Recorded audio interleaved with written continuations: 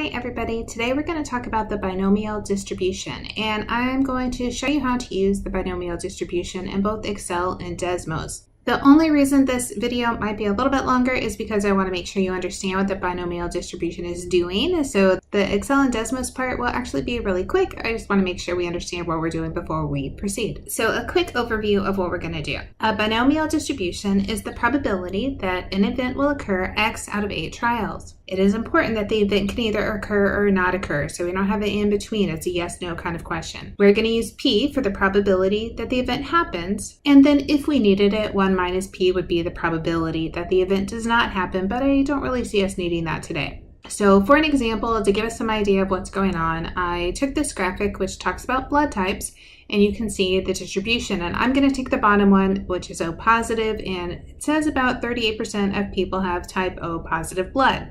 So what if we were at a hospital and we had 10 surgeries planned? What is the probability that exactly 4 out of the patients had type O positive blood?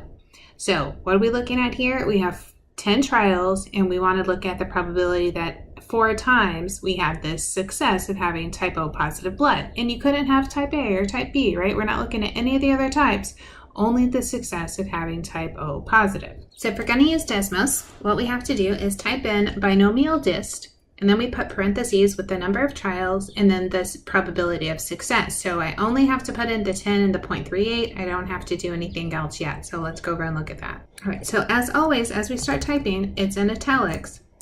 But as soon as I get to a command it knows, it gets rid of the italics. So I'm going to put 10 and 0.38. If you forget what you're supposed to type or you're unsure, you go to the functions and you're scrolling down to distributions, and you see there's the binomial distribution, and then it'll plug it in. This shows all things that can happen. So 0 of the people having type O blood, just 1, just 2, just 3, just 4, 5, 6, 7, 8, 9, 10. So it shows me all of the possibilities that could happen. If I click this little button, you can see it kind of draws the lines in. I like that. Then I can see it pretty clearly.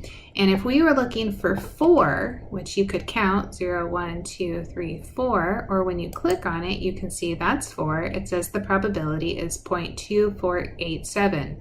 There's a second thing you can do down here where it says min max. You could type 4 to 4 and it gives you the number. So you can either read from the chart or you can click in here the min and the max, and that makes everything else go away. See how they turn to open circles, and it says we're only looking at this.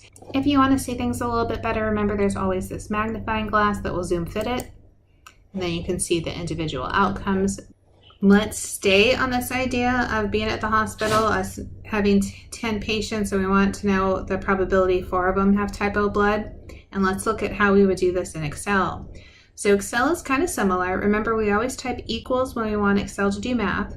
Now we type binom.dist.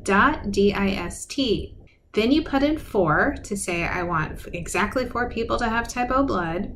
10 trials tells me I had 10 patients. The probability of them having type O was 0.38. And then this false.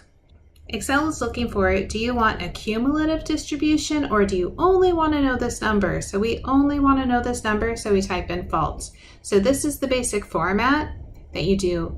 Binom.dist, parentheses, number of successes, comma, number of trials, comma, probability of success, and then false. And again, false says we want a single answer, not the cumulative sum. So we're going to type equals, and I'm going to start typing binom, and you can see it notices, it knows what command we're doing.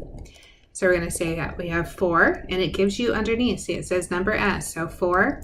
Trials, we had 10. Probability was 0.38. Do we want it to be cumulative? No, so we type in false. I push enter, and we have the same 0.2487. So 0.2487 in Excel, 0.2487 in Desmos. So you pick what you want, and that's what you're going to use.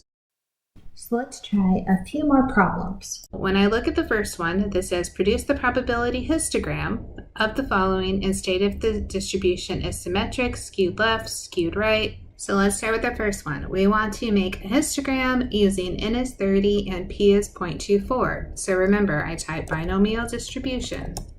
So binomial dist, comma, I only have to put in the number of trials, 30, the probability of success 0.24, and it gives me this histogram. Let me move it over so you can see it a little bit better. It doesn't quite look like a histogram. The closest you can get in Desmos is to do like this, and it gives you lines. This is fine as far as I'm concerned. You would want to show, and let me make this bigger so that you could see the whole thing. Let me hit zoom fit, and then you can see all 30. It's important to see the whole thing so that you can tell what the shape of the graph is. So this one, see how it has way more stuff on the right? I'm going to call this skewed right because I have extra stuff on the right side.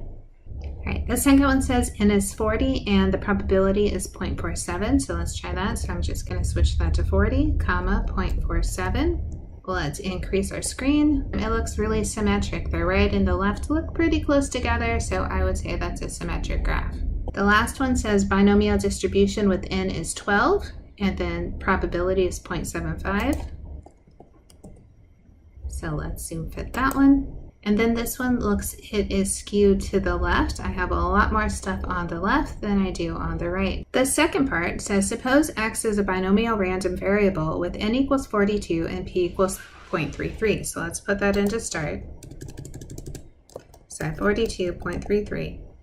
It says, what's the probability that x is exactly 18? Two ways to do that. One way is to open the graph, go over to the number 18, and click on it. So here I'm going to click here. That's 17. Click the next one. It says 18. So the probability is exactly 18 is 0.05101. Or down here in the min-max, I can put 18 to 18. So it's only 18 to 18. Again, you can see that one line coming up, and you can see the probability is 0.05101 in either case. The second one says, what's the probability that x is at most 32? So at most 32 means 32 or less. So on the maximum I put 32. On the minimum I put 0 because you can't have less than 0. And it says that's really likely to occur, right? The 0.999999, right? It keeps going over. So it's almost 100% chance that it's going to be at most 32. The next one says, what's the probability it's at least 25? So then 25 is the minimum. The maximum is, well, there were 42 trials. So this says the probability is 0.00037. So easy to figure out, like go min, max, and just think through what it is. If you left this blank, I don't think that would be a problem. It would fill in the 42 on its own because it knows that it's going to 42. So really nice to go through Desmos and do this. Let's try Excel. Doing this in Excel will take a little bit more work, but nothing that we can't do. So the first part that'll be different is we need to type in 0, 1, 2, like we need 30 spaces to be this n equals 30. So you could type 30, or I like to do formula. So I hit equals, hit the previous cell and say +1. Then I can just drag that down until I get to 30. Now that I have my 30, and this is the number of times my event occurred. So 0 times, 1 times, 2 times, 3 times, right? Go on and on. So I type equals binom.dist, remember? Then I want to say that I want this many successes, and it's important to click on the cell. That way we can make Excel do its magic, comma, we had 30 trials. Remember, our probability of success was 0.24, and we type false. To make it repeat that, we just drag it down. So now it filled in the probability of success for each of the trials. I'm going to make a chart by highlighting everything. I'm going to hit recommended charts. I want this bar chart looking, and I say OK. So there's my binomial distribution. Let's make it a little bit bigger. It's hard to really see this bottom part where it goes off, but I do want you to know there's something over here on the right. So this is skewed to the right. It's just so small you can't even see it. So you can go by the numbers that are left here to know that it is skewed to the right. It feels like it's shifted over to the left. A lot of empty room on this right side. So let's try that again. Our second one says 40 trials and 0.47 as our probability. So I need to switch two things. I need to go up here and make this 40. I need to make this 0.47. And then I need to make sure I have 40 numbers here. So I have my 40 numbers as my outcomes. I have 40 with 0.47 fault, and I'm going to drag this down until I get to 40. Then I'm going to highlight both columns, and then I can go to my charts, and I want this one. This time I hope you see, again, it looks very symmetric and uniform, right and left, so you want to stay symmetric on this one. So for the third one, we only have 12 trials, and each one has a probability of 0.75. So up here, I'm going to change this to 12, probability of success 0.75. I just want to drag this down to 12, and then the rest of it, I want to delete. So now, these numbers, I insert, I'm going to go recommended. I can see my nice little chart. Let's say okay.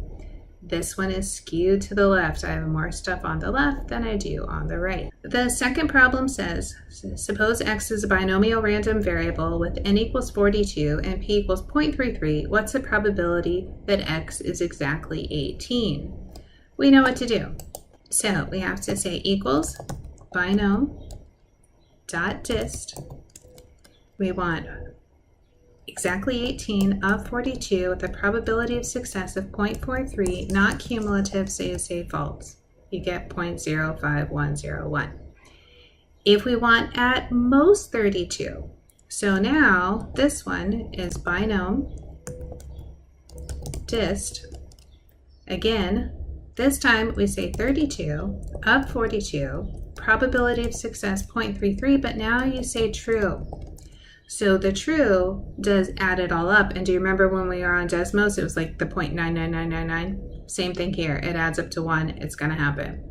Then the last one says at least 25, which means 25 or more. Now in Excel, you're going to have to do that different. So let me show you what we're going to do. We're going to type equals binom dist. If we want at least 25, we don't want less than 25. So less than 25, I'm going to put 24 to 42, 0.33, and then I'm going to say true again. This will give me the cumulative probability that it is less than or equal to 24. So I do equals 1 minus this number. This is my answer of the 0.00037. Let's go back to Desmos so I can show you. 0.00037. So you get the same thing. I like Desmos for this. You can do the min and the max. You don't have to do any subtraction. Where with Excel, it's always going to go up to the number. So when it says at least, you will have to do one kind of the opposite. So you have to think through that a little bit more. So be careful with that one. It may be a little trickier, but if you want to have the graphs come out, then you're going to want to go to Excel. Both should be quick. Just have to pay attention to how you're going to write it in, but use this video, come back to it so you have the syntax you're supposed to use. Good luck.